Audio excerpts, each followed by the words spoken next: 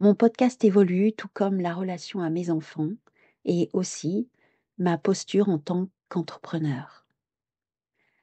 Alors, me voici arrivée au 25e épisode et si je rajoute celui hors série et les 2 de lancement, voici 28 épisodes de podcast Miroir de femme. J'avance step by step, je me pose des questions. Je pense que c'est aussi toutes ces questions qu'on se pose en tant que mère, en tant qu'entrepreneur, et qu'on évolue, on essaye de s'adapter. Alors aujourd'hui, je vais évoquer le sujet de la mère que je suis, la mère qui évolue, qui grandit grâce à ses enfants. Je te laisse écouter jusqu'au bout. Tu pourrais bien être surprise. Bien le bonjour, belle étincelle. Bienvenue dans Miroir de femme, le podcast pour celles en quête d'évolution, de spiritualité, pour une belle connexion à son essence, la joie. Je m'appelle Bénédicte, je suis guide, artiste clownesque, spirituelle, pour des voyages d'exploration intérieure, grâce à la voix clownesque, mais aussi grâce au miroir magique que le monde nous offre autour de nous. Je m'adresse à toi, belle femme, qui désire te prioriser, te choisir, avant tout pour ton rôle de femme, dans ce monde en pleine évolution, en pleine transmutation. Toi qui veux apprendre à te sentir complète et libre d'agir pour tes rêves, alors je t'invite à un grand voyage en toi, en écoutant ce podcast qui est un véritable miroir pour toi. Belle écoute. J'ai consacré du temps à mes enfants depuis que je leur ai ouvert la porte. J'ai ouvert la porte 3 fois à 3 merveilleux êtres qui sont entrés dans ma vie. Mes coachs de vie, comme je les appelle, mes 3 maîtres d'enseignement, mes 3 guides de bonne conduite pour éclairer ma vie de mère et par voie de conséquence, ma vie de femme. Ils m'ont appris à poser des limites, ils m'ont poussé à m'affirmer, ils m'ont amené à m'organiser, ils m'ont bien ramené sur terre pour m'ancrer et devenir plus concrète. Ils m'ont permis le détachement, ils m'ont fait découvrir la véritable liberté d'être. Ils m'ont rendu aussi beaucoup plus humble. Et chaque jour, ils m'enseignent encore le don désintéressé. Ils m'ont aussi confrontée à certaines de mes vérités, à mes incohérences, à mes doutes, à mes peurs. Je réalise qu'en réalité, ils m'ont mis face à moi-même. Et puis, je les aime chaque jour davantage, car cet amour prend des couleurs toutes nouvelles auxquelles je ne m'attendais pas. J'ai par exemple découvert différentes façons d'aimer.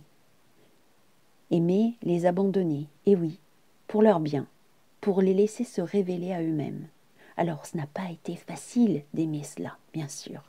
C'est tout un apprentissage. J'ai appris à aimer qu'être injuste, c'était aussi leur permettre de découvrir la valeur de la justice. J'ai appris à aimer que d'en faire trop, ça leur permettait aussi d'apprendre à poser leurs limites. J'ai découvert que j'ai aimé être absente pour eux, parce que ça leur a permis de trouver leur propre solution. Et puis, il y a eu à apprendre à aimer de les avoir eus, le regret de les avoir eus, plus exactement. Alors oui, c'est étrange, n'est-ce pas? Mais ce regret m'a permis aussi de me rappeler que je n'étais pas qu'une mère, que j'étais bien plus que ça. J'ai aimé aussi leur ingratitude. Alors pas sur le moment, mais j'ai réalisé après que leur ingratitude me permettait aussi de comprendre l'ingratitude que j'ai eue vis-à-vis de ma mère. pas évident à voir cela, hein. J'ai aimé aussi leur demander de l'aide. C'est le cas maintenant qu'ils sont plus grands. Je leur demandais aussi quand ils étaient petits à m'aider, à étendre la lessive, à faire le repas, à mettre la table. Maintenant, je les aide sur des choses beaucoup plus importantes. C'est comme ça que j'ai compris et j'ai découvert plutôt notre interdépendance. Et c'était aussi leur montrer toutes leurs valeurs. En fait, il y a tant de façons de les aimer. Certaines m'ont vraiment surprise, étonnée, et même certaines, je dirais, rebutée. Être mère, pour moi, c'est aussi un moyen d'explorer, de me connaître, de me reconnaître, de me sentir aussi véritablement vivante. Ce rôle donne un sens profond à ma vie, je réalise. Car aussi loin que je me souvienne, j'ai toujours voulu être maman. Quand j'étais à l'école, en primaire, avec les copines, il y en a certaines qui me disaient « Moi, je veux être maîtresse, institutrice, coiffeuse, marchande, médecin. » Et puis, tout un tas de professions. Et moi, je disais « Je veux être maman. » C'est beau, n'est-ce pas? En tout cas, c'est ma vision. Et bien pourtant, cette envie d'enfanter, je dirais, n'est pas toujours aussi jolie, n'a pas forcément des couleurs aussi glorieuses que ça. Parce que j'ai réalisé que ce besoin d'avoir des enfants, c'était le besoin de combler un vide, un moyen de compenser, le besoin de contrôler aussi, de dominer. Pas très joli, n'est-ce pas? Il y a peut-être même encore d'autres ondes que je n'ai pas encore perçues. Mais bon, voilà, je reconnais cela. Et j'avoue que ça m'a permis d'accepter mon imperfection et mon humanité, l'humaine imparfaite que je suis. Et ça fait du bien. Parce que d'un seul coup, on descend de ce piédestal, de ce besoin d'être la mère parfaite. Et puis ce besoin d'être la mère parfaite, est-ce que c'est juste pour les enfants d'avoir une mère parfaite? Est-ce que c'est pas une pression que de donner une posture, une image de mère parfaite pour les enfants? C'est aussi la question que je me suis posée. Alors oui, il y a eu parfois où j'ai culpabilisé, j'ai eu honte de certaines pensées, de certaines vérités. J'ai douté de moi. Je crois que j'étais assez honnête vis-à-vis de ça, par rapport à mes enfants. J'ai pleuré devant eux, j'ai exprimé mes désaccords, j'ai exprimé mes faiblesses, mes doutes, mes peurs. J'ai essayé du plus possible d'être honnête avec eux. Et puis, le plus complexe, ça a été de me pardonner moi-même de ces faux pas.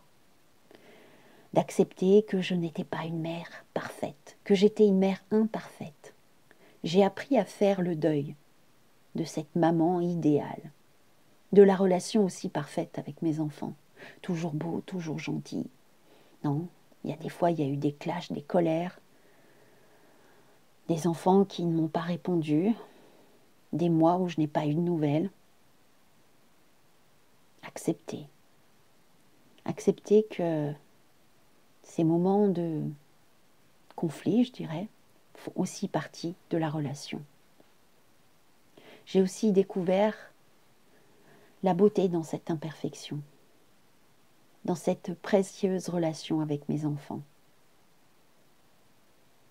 Et je dis mais c'est pas mes enfants, ils ne m'appartiennent pas.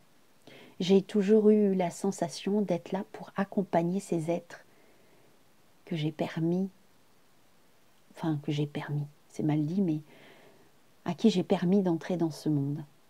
J'étais une porte d'entrée, j'aime bien cette idée-là, pour qu'ils puissent à leur tour voler de leurs propres ailes et faire l'expérience de leur propre vie avec leurs difficultés, leur propre expérience. Pas toujours évident de voir ces enfants souffrir, d'avoir des difficultés et ne pas intervenir. Ces trois êtres que j'ai mis au monde, en fait, ils ne m'appartiennent pas.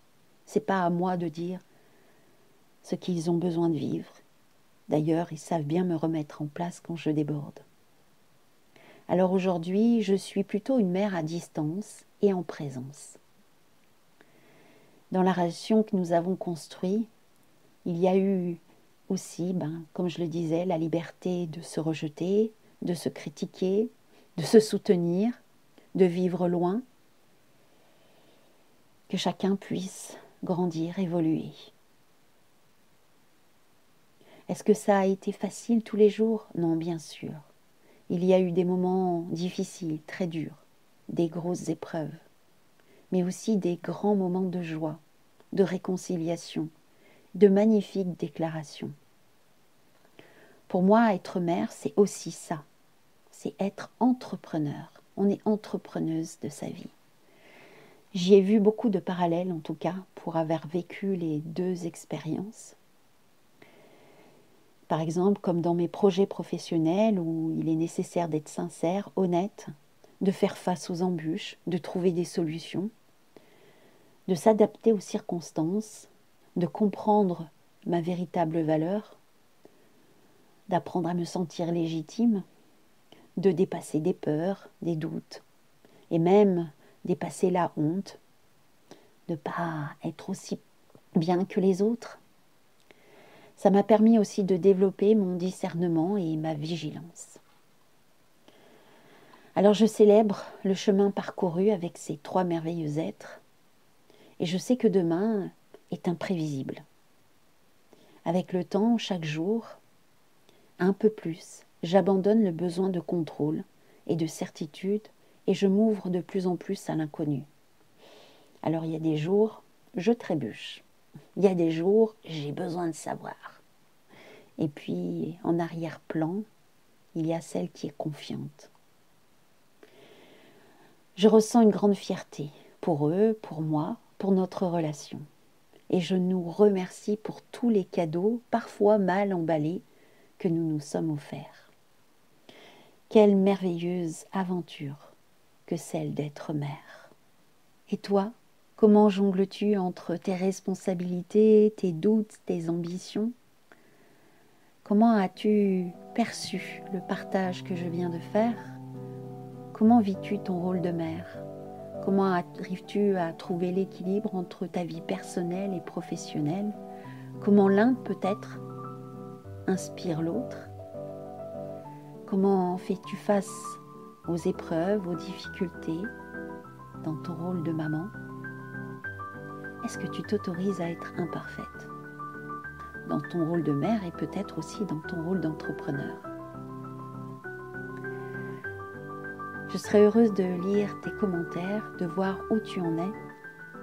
Et soit en commentaire ou alors tu peux aussi me contacter par mail pour échanger, pour partager.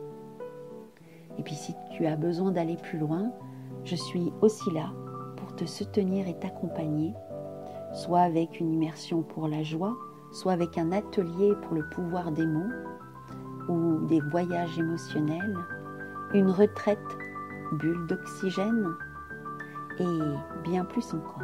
Alors si tu as besoin de soutien, contacte-moi. Je te dis à la semaine prochaine pour un nouvel épisode surprise. À bientôt. Au revoir.